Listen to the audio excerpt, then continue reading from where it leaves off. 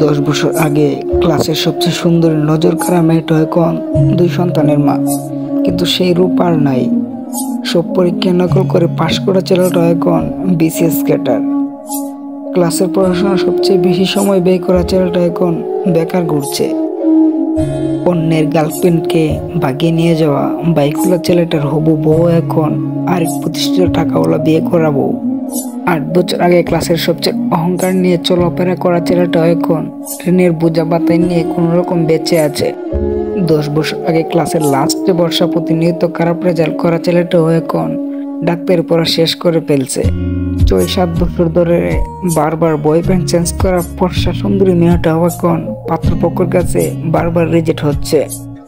5 বছর আগে সবচেয়ে সেরা জুটিটা এখন একজন আরেকজনের ব্লক লিস্টে। 7-8 বছর ধরে ইচ্ছে মতো একের পর এক প্রেম করা মেয়েটা এখন নিজের অনিচ্ছায় অপছন্দের মানুষের সাথে সংসার করছে।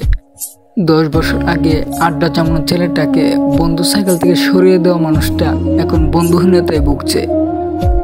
কখন কার কপালে কি ঘটে তা আগে থেকে জানা সম্ভব না।